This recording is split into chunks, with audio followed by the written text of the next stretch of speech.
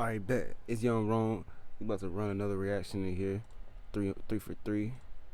Hope you get some snacks. Eat your Takis and your ice cream and everything.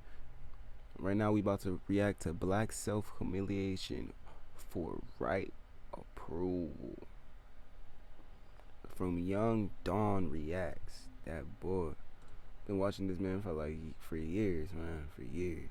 What I do, I'm the living truth, the living proof. You could be whatever. Never wanted fame, I wanted racks. Always wanted cheddar. You could try and steal my swag, but I'ma always do it better. Never let them tell you never. I've been so locked in. Alright, bet. Let's get right into it.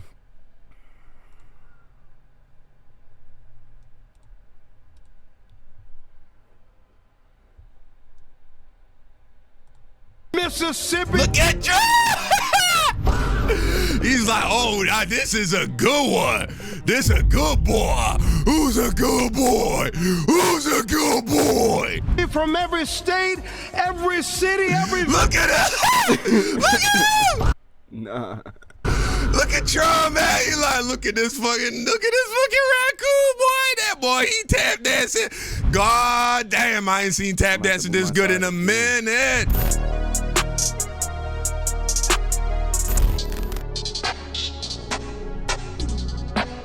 So if you watch my channel, more than likely you've been recommended this video as well by Pillboy. It's titled The Art, or the Price, I should say, The Price of Self-Respect by Pillboy. It's a long video. It's an hour long. Maybe we'll react to the whole. I got recommended it. I didn't watch it because I wanted to watch it sitting here with y'all. So let's get into it. Whole thing. Maybe we'll react to it in parts. Let's dive in. Look, I don't know if you heard, but racism is officially over. It only took 4 centuries of state violence, exploitation, and mass incarceration, but we finally did it. That's amazing. Don't celebrate too loud now, all right? They'll call it ghetto and unruly. This channel became dedicated to black media analysis because of my obsession with black art and entertainment. And I know I sound like a broken record at this point, but it's because it's damn near impossible to separate racial politics from how we as black people interact with media. It doesn't matter what form it takes, be it music, film, dance, poetry, hell, even something as simple as streaming or podcasting. Yeah. Every single expression of black media is shaped and contextualized by racial politics. 100%. And it's crazy. It's sexualized, and they want people to be stuck in a mindset. 100,000%. Whether or not that was the creator's intention, and every black person in America, their life is heavily influenced by race. Even the raccoons who want to pretend that race doesn't matter, their entire personality becomes the black person that doesn't see race, or the black person that pretends race doesn't matter. You know what I'm saying? It's like, even when they're trying to pretend like race doesn't matter, their personality, which is why they're always the same. They all act the same, they dress the same, they all have the same chopped hairline, they all have the same whack fashion sense. You know what I'm saying? It's like, 100%. Yeah, even in you trying to pretend, bro, it's still clearly having a huge impact on you.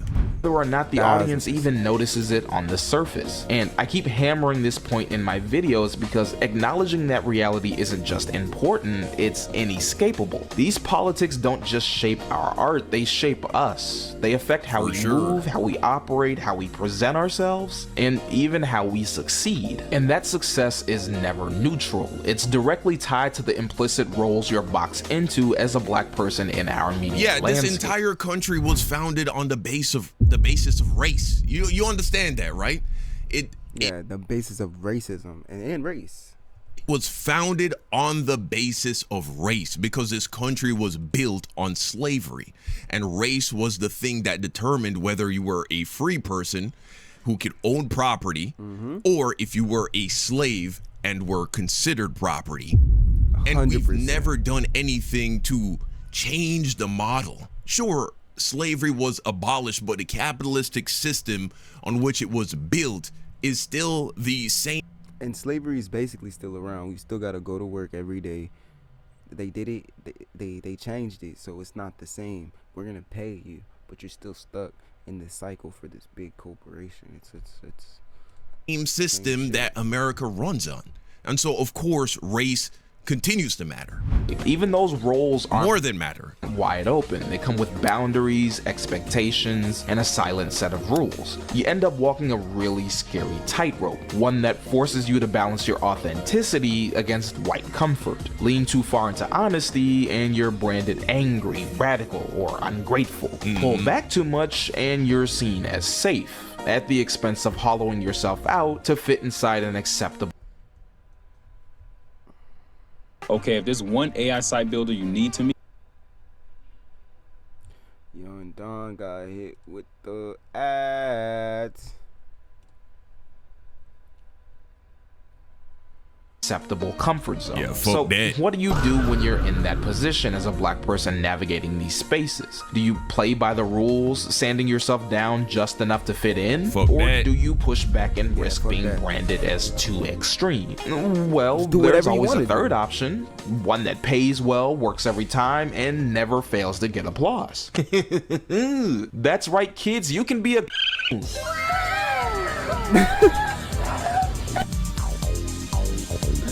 No. Black Americans do not know how to resolve basic conflicts.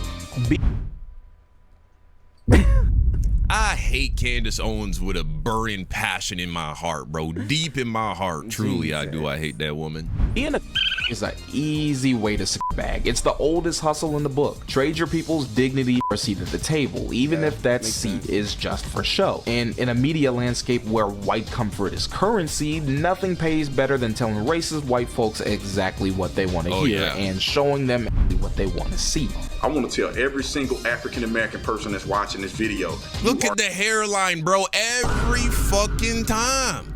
Every fucking time. You are not oppressed. Do not believe the lie. You are not a victim. You are a victor. And that's why it's important to be precise A Victor? Oh, hell no. here, because it isn't just an insult we throw at another black person we don't like or disagree with. It has a Right. very specific meaning. Yeah. Is a black person who deliberately performs or promotes harmful stereotypes about their own community, not out of ignorance or passivity, but as a deliberate act to gain approval, Yeah. protection, or profit from Right. white audiences and institutions. It doesn't matter the decade or the time period. White institutions reward it, white audiences eat it up, and the system is built to amplify it. It's effective because it props up the same lies that keep racism alive, validating and entertaining racism while reassuring those in power that nothing really needs to change. Let freedom ring from every hill and every molehill in Mississippi. Look at you. He's like, go in. Like, she's like, look at him. He's like, oh, now this is a good one. This a good boy. Who's a good boy? Who's a good boy? From every state, every city, every... Look at him. Look at him. Look at Trump, man. He like, look at this fucking raccoon boy. That boy, he tap dancing. God. He said, dang, I didn't know he was going to say all this.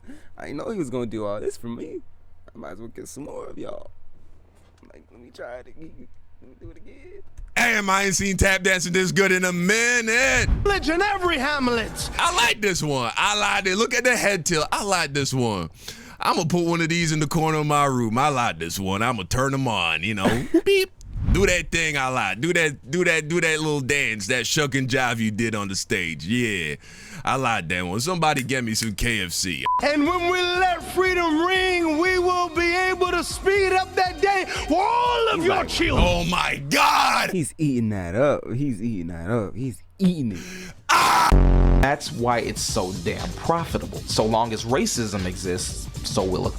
But that's what simultaneously makes it so dangerous. Because every time a tap dances and performs, it doesn't just reflect on them, it reflects on all of us. Their words and actions become ammunition, recycled as proof that racism is exaggerated or that black struggle is self-inflicted. And since so much of depends on white approval, it almost always gravitates. And that's not true at all. That's not true at all.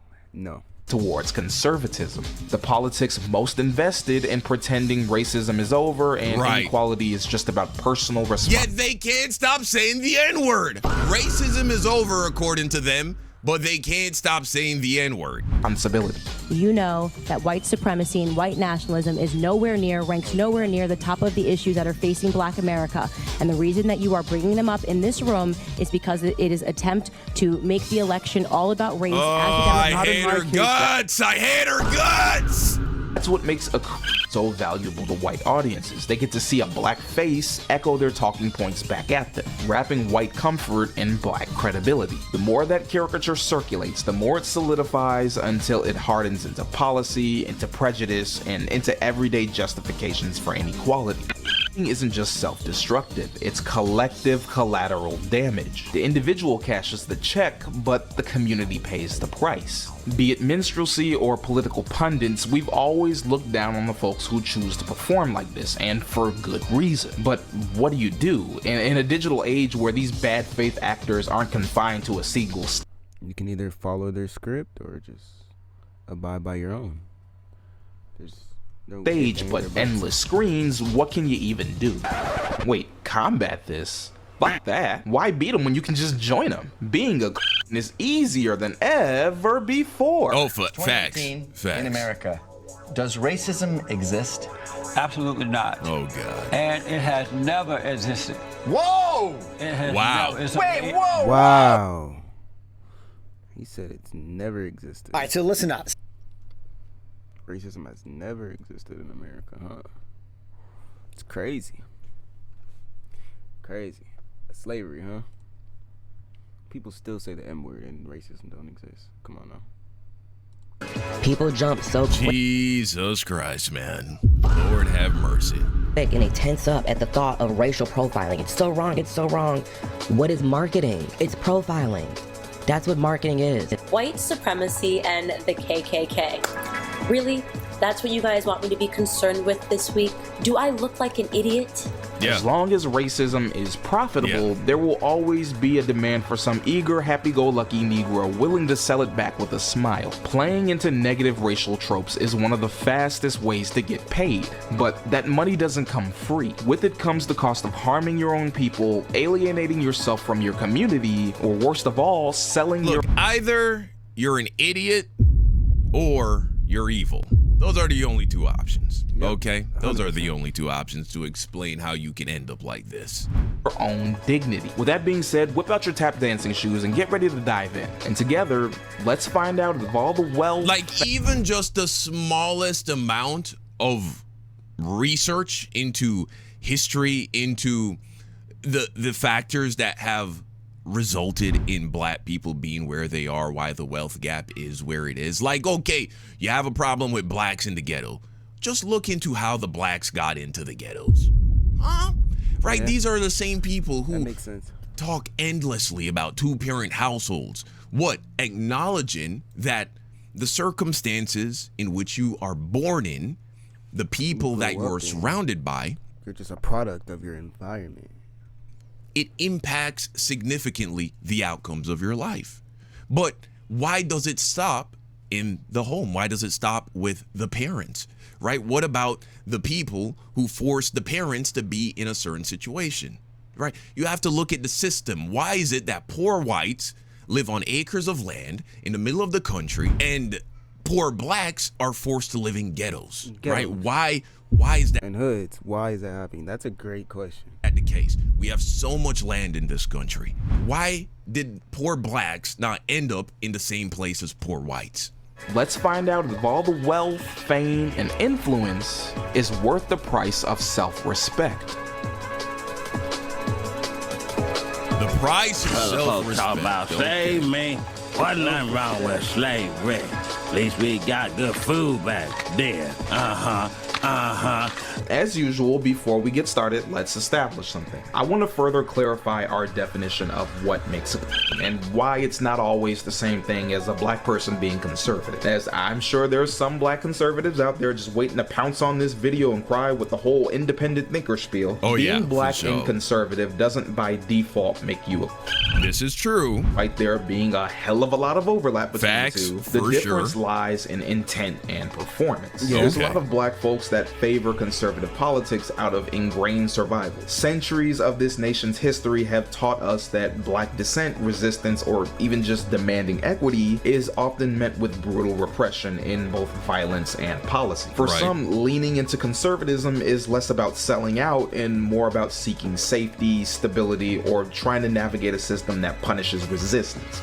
Mind you, this logic is still extremely counterproductive and harmful. There isn't any reputable data that shows that conservative policies benefit black Americans economically or socially on any mass scale. It just denotes how some of it can still come from a place of good faith.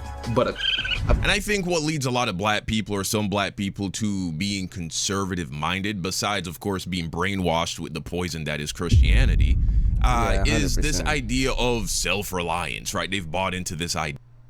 Self-reliance, and then also trying to just be in the norm. Idea that you can just pull yourself up by the bootstraps, and black people, we need to just lock in and do the hard work, and that's what's going to uplift us. Don't look to the white man for And that would never work, because you still got to work for these big old corporations. You still got to do everything. Like, does not make sense, but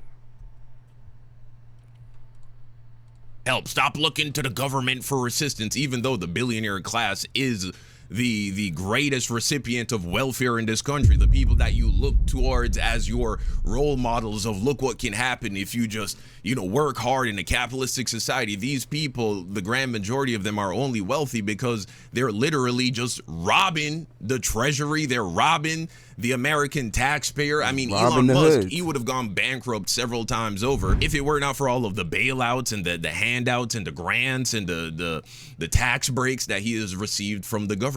And so, although I believe that you're wrong, it doesn't mean you're necessarily anti-black. Right? It doesn't mean you're throwing your people under the bus, you're talking shit about your people, pandering to white people. You're just wrong. And sometimes you're wrong, right? In my opinion, what makes you a raccoon is when you start to demonize black people, throw black people under the bus for the sake of white approval. That's what I think.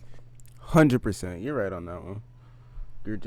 That's when you start to move into being a raccoon. When you start to lie about black people, right? Making up statistics, pushing false narratives and stereotypes for the sake of getting pats on the head from the white man, making the white man feel more comfortable and feel better about racism, trying to help them to alleviate their white guilt and any sense of responsibility or accountability that their community has for rectifying the sins of their ancestors. And why is it that that responsibility falls on their shoulders? Because they're still continuing to benefit from the sins of their ancestors. If my dad steals all of your dad's money and then both of our fathers die, and now I'm wealthy because I got to be raised in wealth because my dad stole all your dad's money, and now you're poor and impoverished and struggling, I am morally obligated to help you. I shouldn't be put in prison for my father's crime, but morally, ethically,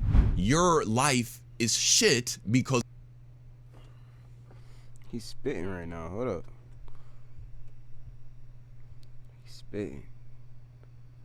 Let the man talk. Let the man talk.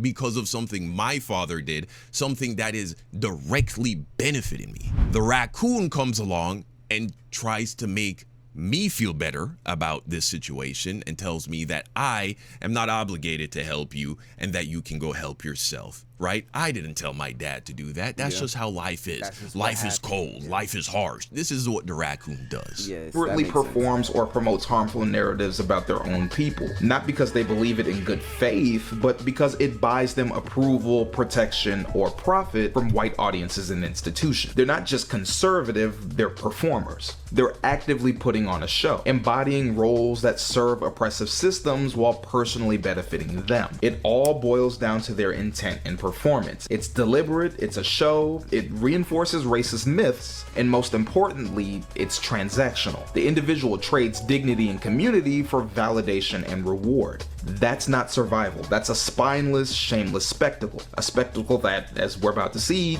has no universal form. To kick us off, we're gonna dive into the main archetypes that like to perform, exploring not just how and why they're so lucrative, but how they ultimately do nothing more than benefit white supremacy at the end of the day. Looking to cash in your dignity for a few coins and a milkshake? Want to make white folks laugh and hate you at the same time? Yeah. Don't worry, I've got just the right pair of white gloves for you.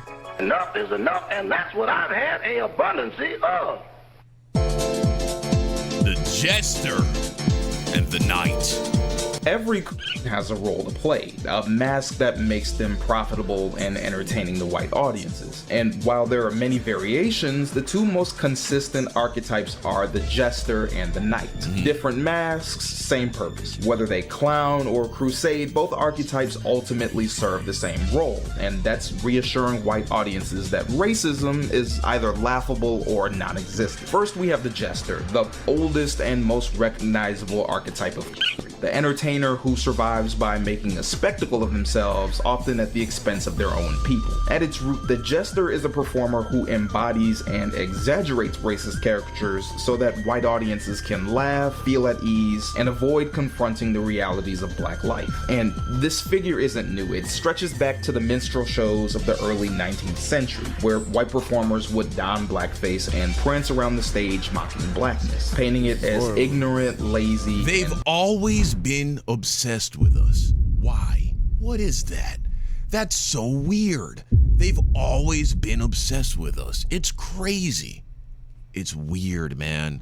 Buffoonish. You know, a real staple of American culture. White folks just couldn't get enough of this shit. I don't know, it was like the 19th century version of Friends. Around the 1830s, we get Thomas Daddy Rice, who popularizes his character Jim Crow, a shuffling, grinning, broken English caricature of a rural black man. A caricature Rice himself loosely based on a disabled slave he had once seen. The caricature would soon become a symbol for black inferiority, so powerful and popular that the name itself would later be used to brand an entire system of segregation. But alongside Jim Crow, you also had Zip Coon, only this one was based on a city living dandy. While Jim Crow was a lazy, sloppy buffoon, Zip Coon was a ridiculous fraud. He was overdressed, misused big words, and worst of all, thought of himself as equal to white people. The joke was that no matter how hard he tried, he could never rise above his place. Okay, so like Brandon Tatum. Exactly. Right. It's Brandon Tatum uses big words he doesn't. Still going on to this day. Understand. Oh, no, actually, I feel, well, I was going to say the Hodge twins because those guys, their vocabulary is abysmal. However, they don't seem to try and portray themselves as intelligent like Brandon Tatum does. You know what I'm saying? You now have a role where a black figure exists only to reassure white audiences that blackness is inherently laughable, inferior, and unserious. From the very beginning, the Jester wasn't just about entertainment, it was about control. Eventually, black performers themselves are pushed into these roles, forced to mock their own people just to gain access to stages otherwise closed to them. The costume changes with the decades, but the script remains the same. You see the Jester morph into Hollywood, on the big screen with Stepin Fetchit and Willie Best. What's your name? Oh my God. Here's something to worry about. If you white, what you mean? They won't hurt us because we slaves. They's fighting for us. But if you's white and selling, then you's the enemy. Wow. Oh, don't pay him no mind. Come on, children, get in that high. On radio with Amos and Andy, and even in variety shows with Rochester Anderson. Kingfish, you mean to say that you is an actual doctor? Well, I ain't been blabbing it around, but I've been taking a correspondence course in doctoring. He's the funny black friend, the clownish entertainer, the loudmouth comic relief who eases racial tension with jokes and dance moves. Different eras, different packaging, but the function never changes. Blackness was safe only when it was a punchline. Black people are tolerated as long as they keep the jokes coming and never demand too much seriousness. Today, the Jester thrives in the digital era. TikTok. We need a black television show that makes fun of raccoons, bro. Yeah. I mean, sure, we've seen it done before. It's done in Boondocks. I feel like so much of media that involves black people, it's either trying to portray black people in such a way that doesn't acknowledge the realities of race, or they do the complete opposite and portray black people as like, the whole point that they're there is to be, you know, a stereotypical black person. But besides the Boondocks, right? Is there a black show that I don't know about, like a real popular one, a good one, that where a core component is making fun of raccoons? YouTube, Instagram, entire careers are built around parroting black culture for white clicks. Sometimes he leans into exaggerated AAVE or quote-unquote hood stereotypes for laughs. Other times he positions himself as the safe black person who it's okay to make racist jokes around. You want an N-word pass? Don't worry, he'll give you one. Oh yeah. What is he like there? He got a bastard nigga. Oh, yo, come on, bro. Bo Ray, don't give a fuck.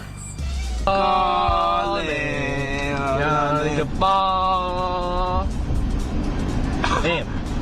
Shit.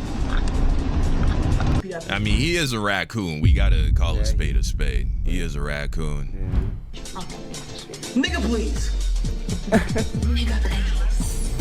Yeah, it's like, you know, that's what makes it nasty, bro. You see, it'd be one thing if you genuinely don't care if other people outside of your race says the word. Of course it's nasty. It's still raccooning to let that shit slide, in my opinion. Especially if the person is white. I'm not telling you to go be the N-word police and start getting into confrontations with other people that are using the word that aren't black. But I do think that if you have friends that aren't black that use that term, you should let them know that that's not okay for them to use that word. And if they continue to use that word, then you should stop being their friend. I truly believe that.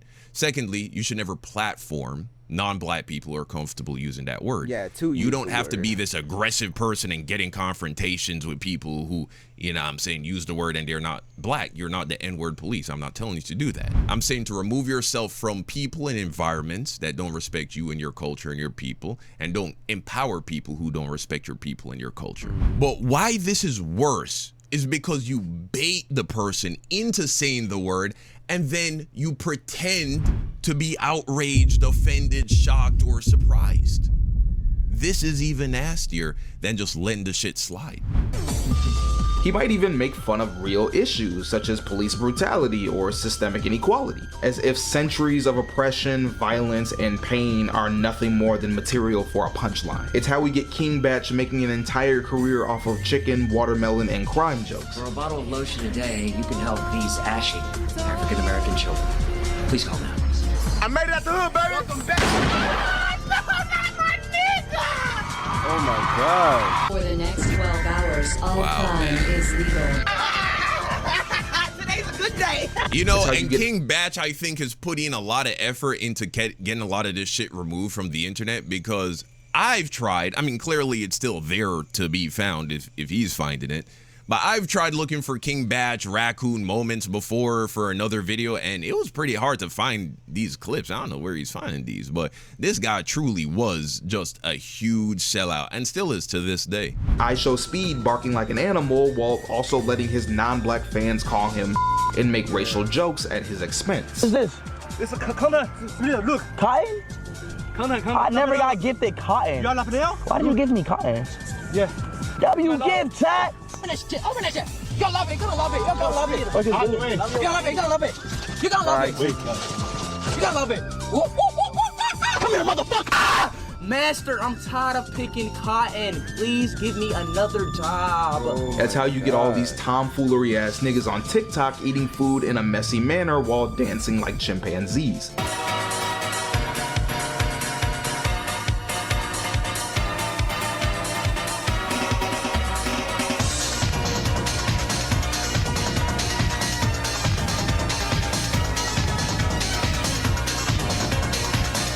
Hell, this nigga is literally calling himself the Groovin' Gorilla. You cannot get any more on the nose than this. It doesn't matter the variant or the medium, in every form the jester's job is to turn blackness into a spectacle. He makes racism easier to consume because it's coated in laughter. And that is why he works. The jester works because he makes racism feel good. He doesn't challenge the audience, he comforts them. Instead of forcing white American audiences to face the ugly reality of racism and systemic inequality, the jester flips those realities into comedy. Pain becomes parody, suffering becomes slapstick. The cruelty of anti-blackness is softened, wrapped in laughter, and handed back as entertainment. The audience can consume stereotypes without guilt because, at the end of the day, it's all just a joke. But just a joke is exactly what makes it powerful. Laughter disarms. When racism comes dressed as comedy, it doesn't feel like hate, it feels like permission. You're not laughing at black people, you're laughing with them. You get a pass. Hell, after all, the black guy telling you to joke wants you to laugh.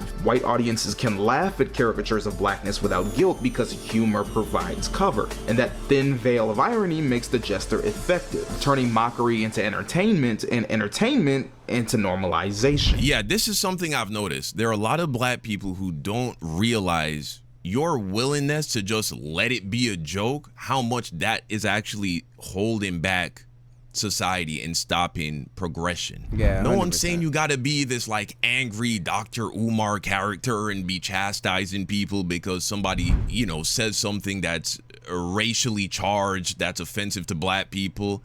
You just don't laugh. Don't participate. You know, the other day I was, you know, in the VR world, in the MetaQuest VR world, and it's just, of course, it's just a lot of incel racists that flock to video game communities. And so we're in there and there's this white dude and he's wearing this avatar and he looks like Voldemort, but it's like a very dark skinned character, but it doesn't look, it's not brown. It's almost like gray. And, you know, people are cracking jokes on each other. I'm not hearing anything racial at this point. And so I look at this guy and I'm like, oh, this guy got the Voldemort skin on. And then he looks at me and my character is, of course, like a black character. And he's like, yeah, I'm one of y'all. And I just didn't respond. Yeah, it's not funny. I was just quiet. But I continue to like look dead at him because you see, even if I were to then like try and roast him back in like a joking way, it's still consenting to his behavior. But then of course, some other black person standing by bails him out by trying to make light of the situation and start cracking jokes on him. Stop giving people who aren't black permission to make fun of your blackness, bro. Stop it. But we're gonna stop the video here. I'm going to do part 2 and we'll dive into the other segments of this video. This is a really good video, man. It's a really good video. And Young Don's a good reactor. If y'all made it this far, I appreciate y'all. This is probably my longest video out. I'm 6 videos in today. I'm about to go hang out with my brothers and everything. What I do, I'm the living truth, the living proof. You could be whatever. Never wanted fame, I wanted racks. Always wanted cheddar. You could try and steal my swag, but I'ma always do it better. Never.